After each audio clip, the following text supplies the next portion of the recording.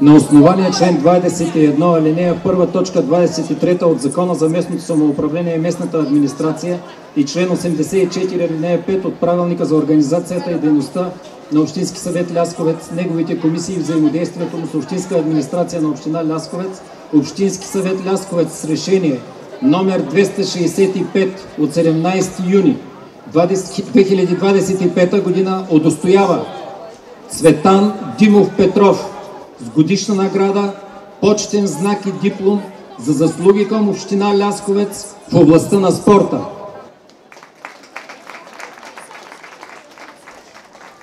Лясковец се гордее със своите граждани. А кой е Цветан Димов Петров? Роден през 1994 година тук, в град Лясковец. От малък тренира футбол в Левски Лясковец. По-късно във футболен клуб Етер, Велико Търново. След това във футболен клуб Сливен, Литекс и във футболен клуб Калиакра, град Каварна. Множество травми, за съжаление, слагат край на футболната му кариера. През 2018 година завършва военният университет Васил Левски със специалност защита на населението при бедствия, аварии и катастрофи. Но истинската му страст си остава футбола, фитнеса и здравословното хранене. През 2019 година завършва колеж по спорт Биофит. Специалност персонален треньор и нутриционист. Впоследствие започва работа като персонален треньор тук, в родният си град Лясковец, развива спортен център Олимпия. До ниво на най-просперираща фитнес зала в област Велико Търново.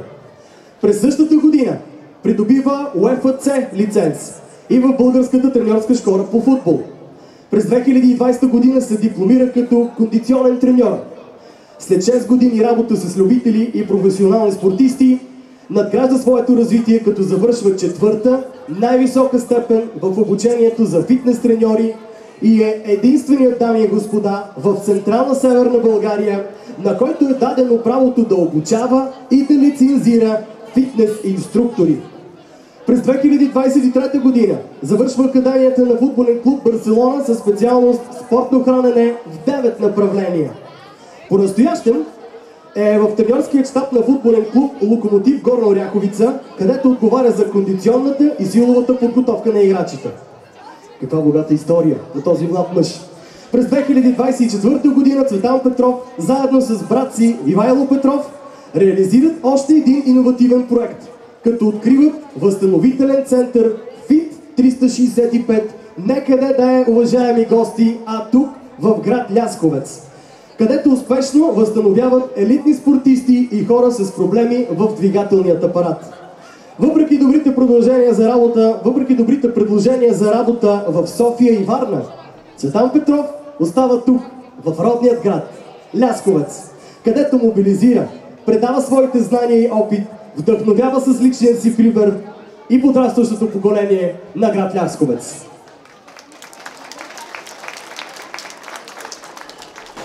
Първо искам да благодаря на всички ляскочани за този голям жест към мен, на кмета на града господин Васил Христов и неговия екип за тази висока оценка, която поставиха на моя труд.